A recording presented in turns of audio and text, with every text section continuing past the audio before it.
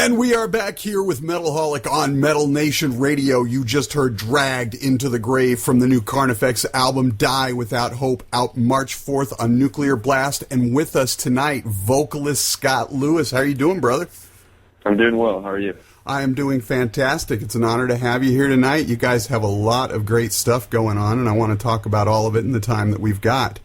As a matter of fact, you guys just did a massive Q&A on Reddit. How did that go? It went really well. You know, that was the first time that we've done anything like that, so it was a new experience, and I think a lot of people turned out. You know, we had about 250 people get on there and ask us questions, and we did our best job to answer as many as we could. I think we only had about an hour, so we weren't able to get to all of them, but it was real fun. Well, there was a lot of great questions on there, and of course a lot of the fanboy ones, but looks like you guys did a fantastic job with that, and there's been a whole lot to talk about, obviously.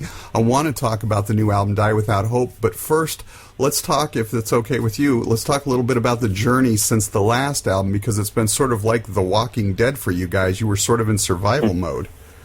Yeah, a lot has happened since 2011 when we put out Until I Feel Nothing. You know, for us, where we were at the time, it was kind of a tough spot. We'd been on the road nonstop for about 7 years, and we were getting a little burned out. You know, we were touring at a really exhausting pace. We had made some business decisions early on that really were working out poorly for the band. At the point where we were at, we had a lot of restrictions with the contract that we were a part of, and it really wasn't allowing us a whole lot of opportunity. So when you combine what was going on with the business of the band and you combine what was going on with our personal lives, it really just kind of led to us having to make the decision to put everything on ice and take a step back, you know, rather than make some decisions that really weren't in the interest of the band, in the best interest of the band. So we put everything on hold and took a step back, and it was really the best decision we've ever made. I'm really happy that we did that. Right, some big changes, obviously. You finally got away from Victory Records. You signed with Nuclear Blast now. And, of course, along the way, Ryan is out of the band. You have a new member, Jordan Lockery. I believe he used to be the bassist for Nocturnal Symphony, playing some sweet, sick guitar for you guys. But tell us about the addition of Jordan and his impact on the band and on Die Without Hope. Yeah, Jordan has been a long time friend of the band. Sean and Fred have known Jordan for about 10 years.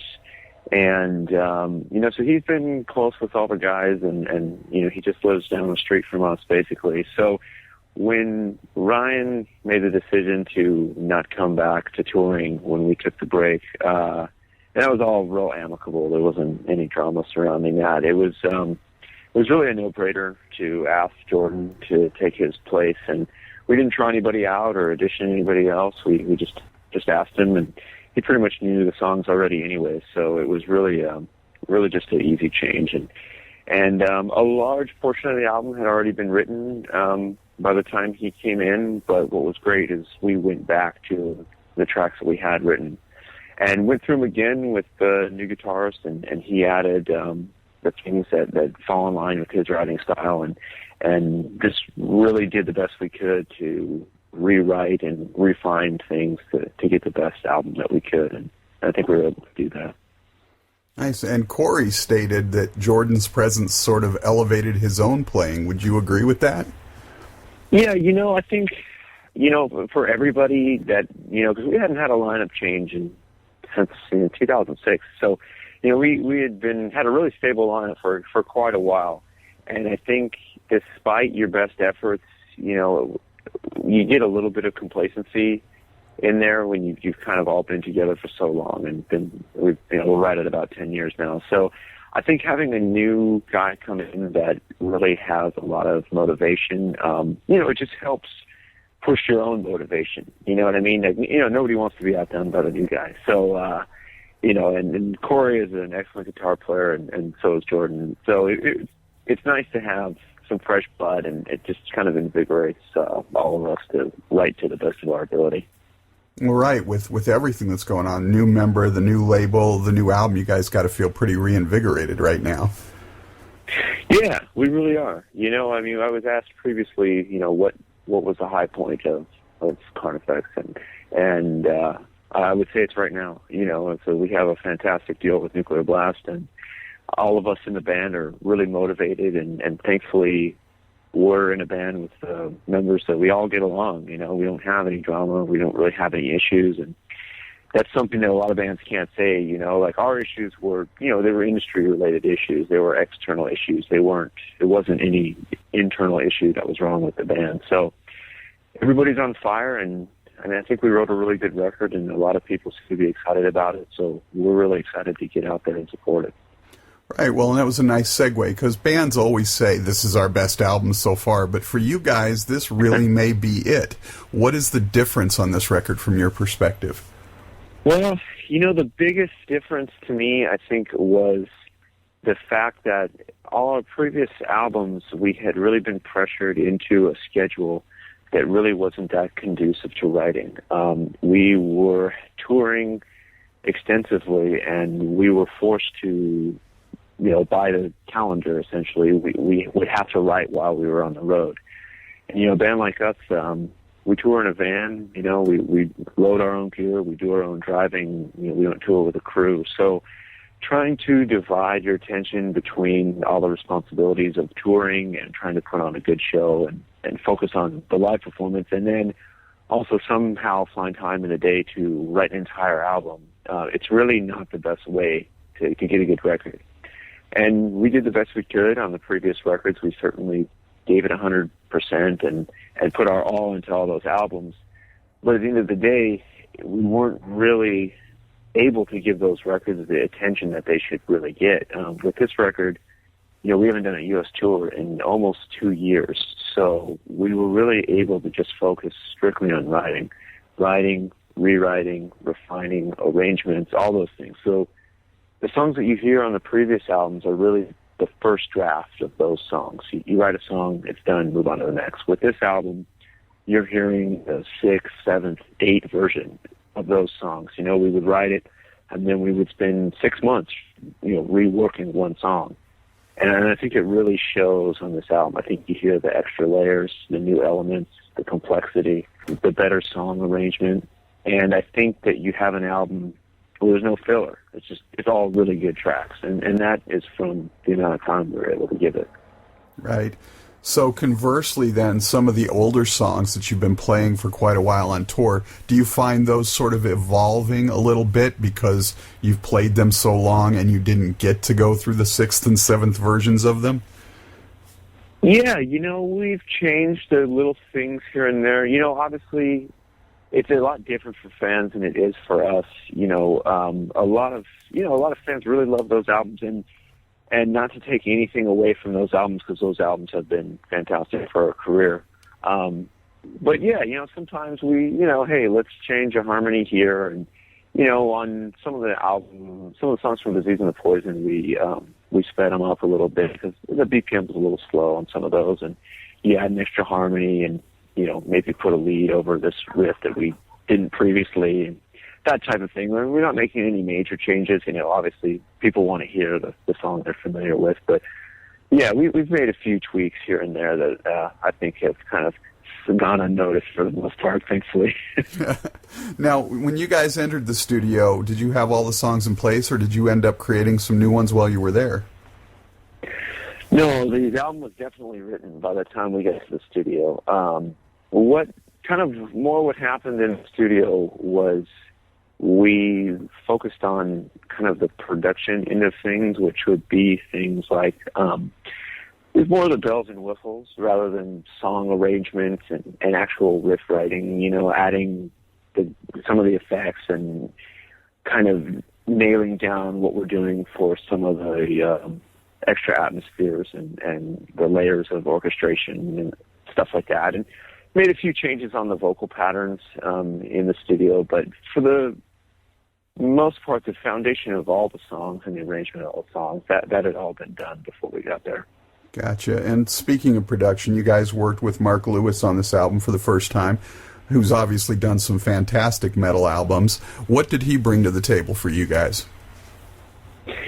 Yeah, Mark, it was great working with Mark. He really, the thing he was able to do with us was he was able to get the best performance out of us possible. And, part of that is his expertise with, just doing so many metal records. He's able to really capture a great tone that can convey the energy of the music and just get a great performance out of the band. That's essentially what a studio album is you're trying to get, the very best version of the band that you can have. And, that was his role as a producer to capture that, and he definitely did. I think, structure and songs aside, just listening to the album for the sound quality and the production quality, it's definitely the best one that we've had. Nice. Now, you guys, since the last album, of course, have also sort of joined the digital era in terms of creating music. The advantages obviously offered, from Pro Tools and whatnot are obvious, but are you finding any disadvantages to it so far? I can't say that I am. Being able to do pre-production at home really is an amazing tool. With the early albums, you're just kind of jamming in a room, which can lead to some good things for sure. But, songwriting, there's a lot to be said for structure. And there's a saying, writing is rewriting. Right. And I really think that holds true on this album you don't always nail it the first time. The first riff that comes into your head is really not always the best one. It can be, but it's usually not. You usually have to go back and you can make it better and build on what you laid down the first time. So with the pre-production and being able to do that at the home, we essentially had the whole album recorded before we ever actually went to the studio and spent $1 on studio time. So if all that time that we spent rearranging those songs and restructuring those songs, not only did we get a better album because of it, but we saved a lot of time and money and effort in the studio because all that diligence had already been done. Right. So you mentioned it before, Carnifex has been off the road for a while. How much of the new album can fans expect to hear on the new tour? Because I know you guys are really amped up to play this stuff. Yeah, we're playing about an hour-long set. It'll probably be 14 songs or so. So I think we're going to be playing 3 to 4 new tracks on this run. So we're definitely going to be playing the ones that we've released already, Dragged Into the Grave, that you guys just heard, and then the other ones that the singles we've released on YouTube. So we'll be playing those, but not everybody's going to be familiar with every track on the new album. So we're trying to find a mix of playing the new songs, but also playing the songs that people loved from the earlier records. Nice. So, and you guys kick off a 5-week tour here in a few days with Betraying the Martyrs. What's on tap after that? We're going to be doing New England Metal Fest, April 18th, and we have some dates surrounding that haven't been announced yet, but I think they will be here in the next few weeks. And then following that, in May, June, we're doing a full U.S. and Canadian tour, supporting 2 really great bands that I think it's going to be announced here in the next couple of weeks as well. So we're definitely going to be doing a lot of touring, and if we're not playing your city on this tour, we definitely will be here in the next few months. So we're just getting out there and pushing the record as hard as we can and trying to bring it to as many people as possible. Yeah, I noticed when I was looking at the tour dates, I'm like, that's nice. They're going from Spokane to Sacramento, and they're basically going to have to go, depending on the route they take, right through Boise to get there. And they're not stopping on their day off to play in my little neck of the woods. But that's okay. Hopefully we'll see you at some point on this tour. So Yeah, we'll definitely be through there. A couple final questions just for fun. The sort of the Oscar and Felix question. Who's the messiest member of the band?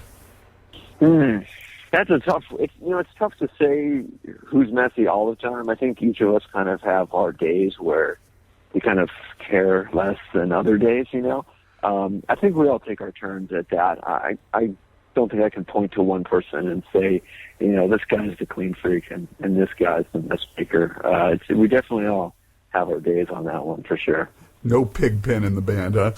All right, so on those rare days, and I'm sure they are rare, when you have no responsibilities, nothing going on with the band, family, whatever, just a day to yourself, what would we find Scott Lewis doing? See, day to myself. Well, I'm probably going to be trying to get a workout in, spending time with my girlfriend, and work on some of my other writing projects. I would say that's what I'll be doing. Awesome. Scott Lewis of modern death metal miscreants Carnifex, thanks so much for taking the time. The new album, Die Without Hope, out March 4th on Nuclear Blast, a much improved record label for you guys there, and we're looking forward to seeing you on tour. So before we get out of here, we're going to play one song on the way out. What's your favorite song at the moment on the new album? I think it's got to be Dark Days, track 2. Beautiful. Dark Days. Scott, thanks so much for taking the time, and crank it up here on Metal Nation Radio.